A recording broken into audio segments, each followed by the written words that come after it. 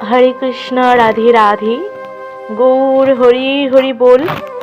जय गोविंद जय राधा रानी राधे राधे। শ্রীমদ্ ভগবদ গীতার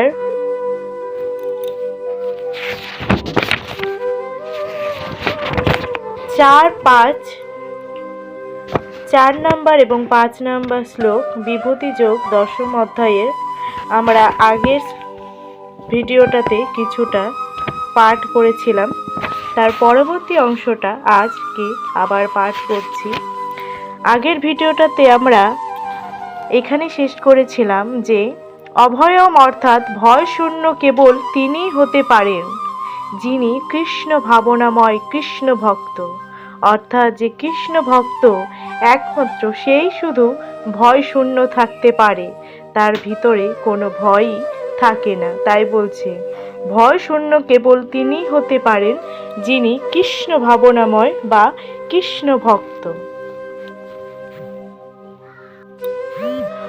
ওং নমো ভগবতে বাসুদেবায় নমো।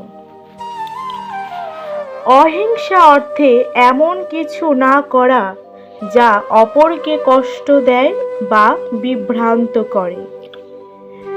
হিংসা করে কোনো কিছু করা, অপরকে কষ্ট দেওয়া, বিভ্রান্ত করা। রাজনীতিবিদ, সমাজসেবক, জনহৈতেশী প্রভৃতি ব্যক্তিরা যে সমস্ত জড়কর্মের প্রতিশ্রুতি দেয় তার ফলে কারোরই তেমন কোনো মঙ্গল সাধিত হয় না। কেননা রাজনীতিবিদ বা জনহৈতেশী ব্যক্তিদের দিব্য দৃষ্টি নেই। মানব সমাজের যথার্থ মঙ্গল সম্বন্ধে তাদের তো কোনো জ্ঞানই নেই। অহিংসা শব্দটির অর্থ মানব দেহের যথার্থ সৎ ব্যবহার করার জন্য মানুষকে শিক্ষা দেওয়া, অর্থাৎ মানব দেহের যথার্থ উদ্দেশ্য পারমার্থমিক জ্ঞান উপলব্ধি করা। সুতরাং যে সংস্থা বা আন্দোলন এই উদ্দেশ্যে মানুষকে পরিচালিত করে না, তারা মানব দেহের প্রতি হিংসাত্মক আচরণ করে। যে প্রচেষ্টা সমগ্র জনসাধারণকে ভবিষ্যতের দিব্য আনন্দ প্রাপ্তির পথে এগিয়ে নিয়ে চলে তাকেই বলা হয় অহিংসা। সমতা বলতে বোঝায় আসক্তি ও বিরক্তি থেকে মুক্ত হওয়া, অর্থাৎ অত্যাধিক আসক্তি ও অত্যাধিক বিরক্তিও ভালো নয়। আসক্তি অথবা বিরক্ত রহিত হয়ে এই জড়জগৎকে গ্রহণ করা উচিত। কৃষ্ণ ভক্তি সাধনে যা অনুকূল সেটি গ্রহণ করা উচিত, আর যা প্রতিকূল তা বর্জন করা উচিত।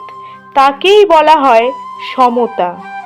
কৃষ্ণ ভাবনাময় ভগবত ভক্ত শ্রীকৃষ্ণের সেনা বা সেবানুকূল ব্যতীত কোনো কিছুই গ্রহণ করেন না বা বর্জন করেন না।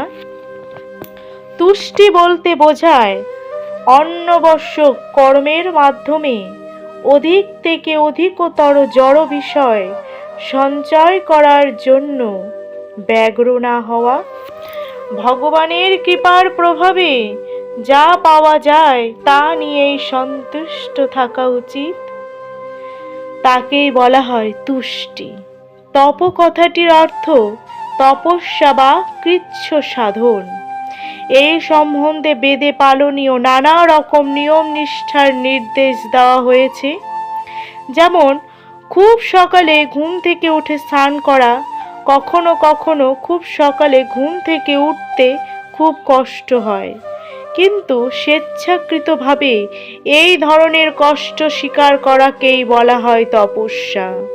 তেমনি মাসের কতগুলি নির্দিষ্ট দিনে উপবাস করার নির্দেশ দেওয়া হয়েছে।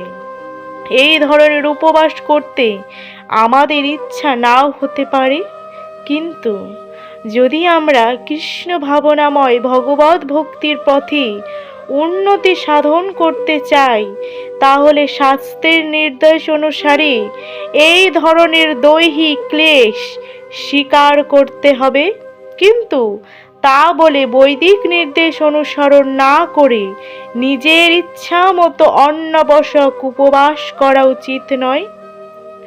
কোনো রাজনৈতিক উদ্দেশ্য সাধনের জন্য উপবাস করা উচিত নয়। ভগবদ গীতাতে এই ধরনের উপবাস করাকে তামসিক উপবাস বলা হয়েছে এবং তম অথবা রজগুণে কৃত কর্ম আমাদের পারমার্থমিক উদ্দেশ্য সাধনের সহায়ক হয় না। সত্যগুণে কৃত কর্মই কেবল পারমার্থমিক উন্নতি সাধন করে। বৈদিক নির্দেশ অনুসারে উপবাস করার ফলে পারমার্থমিক জ্ঞান লাভে সমৃদ্ধ হওয়া যায়। দান সম্বন্ধে বলা হয়েছে, উপার্জিত অর্থের অর্ধাংশ কোনো সৎকর্মে দান করা উচিত। সৎকর্ম বলতে কি বোঝায়? কৃষ্ণ ভাবনাময় উদ্দেশ্য সাধিত কর্মই সৎকর্ম। সেটি কেবল সৎকর্মই নয়, সেটি শ্রেষ্ঠ কর্মও বটে। ভগবান শ্রীকৃষ্ণ স্বয়ং সৎ, তাই তার উদ্দেশ্য সাধিত কর্মও সৎ। তাই যে মানুষ শ্রীকৃষ্ণের সেবায় নিজেকে সম্পূর্ণভাবে উৎসর্গ করেছেন, তাকেই দান করা উচিত। বৈদিক শাস্ত্রে নির্দেশ দেওয়া হয়েছে যে ব্রাহ্মণকে দান করা উচিত। বৈদিক নির্দেশ অনুসারে যথাযথভাবে সাধিত না হলেও সেই রীতি আজও চলে আসছে। তবুও নির্দেশ হচ্ছে যে ব্রাহ্মণকেই দান করতে হবে। কেন? কারণ ব্রাহ্মণেরা পারমার্থমিক জ্ঞানের উচ্চতর অনুশীলনে নিয়োজিত থাকেন।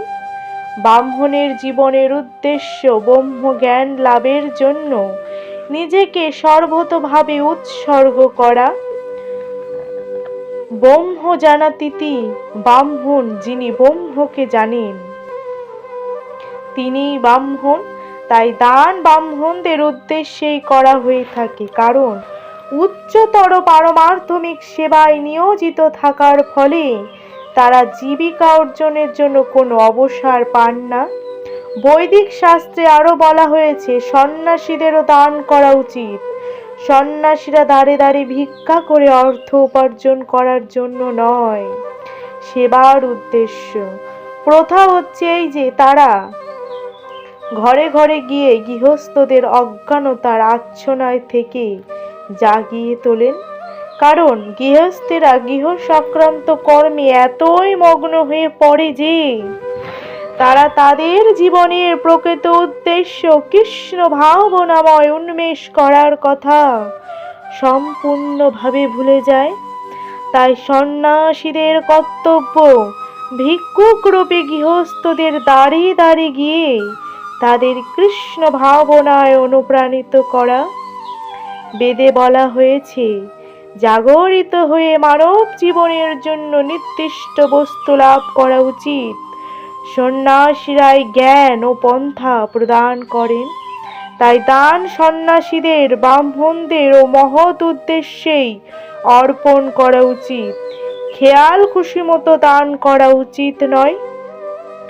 যশ শ্রী চৈতন্য মহাপ্রভুর মত অনুসারে হওয়া উচিত। মহাপ্রভু বলেছেন যে একজন মানুষ কেবলই তখন যশের অধিকারী হন যখন তিনি ভগবানের মহান ভক্ত রূপে প্রসিদ্ধি লাভ করেন। সেটিই প্রকৃত যশ। যদিও জানা যায় যে কোনো মানুষ কৃষ্ণ ভাবনায় প্রসিত উন্নতি লাভ করেছেন, তখন তিনি প্রকৃত যশস্বী হন। আর এই রকম যশ যার নেই, সে কখনোই যশস্বী নয়। এই সমস্ত গুণগুলি ব্রহ্মাণ্ডের সর্বত্র মানব ও দেবতা সমাজে বিদ্যমান।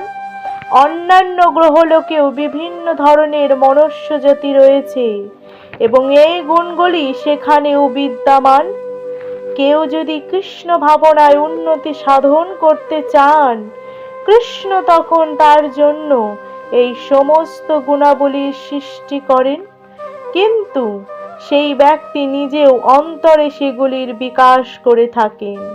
যিনি পরমেশ্বর ভগবানের সেবায় নিরন্তর নিযুক্ত থাকেন, ভগবানের ব্যবস্থাপনায় তার মধ্যে সমস্ত সদ্গুণের বিকাশ হয়ে থাকে।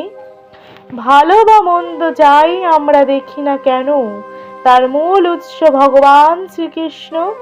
শ্রীকৃষ্ণের মধ্যে নেই এমন কোনো কিছুই এই জড় জগতে প্রকাশিত হতে পারে না, সেটি জ্ঞান। যদিও আমরা জানি যে প্রতিটি বস্তুই ভিন্ন ভিন্ন রূপে অবস্থিত, তবুও সব কিছুই ভগবান শ্রীকৃষ্ণ থেকেই প্রবাহিত হচ্ছে বলে আমাদের উপলব্ধি করা উচিত। হরি বল, রাধে রাধে, জয় গোবিন্দ, জয় রাধা রানী, রাধে রাধে।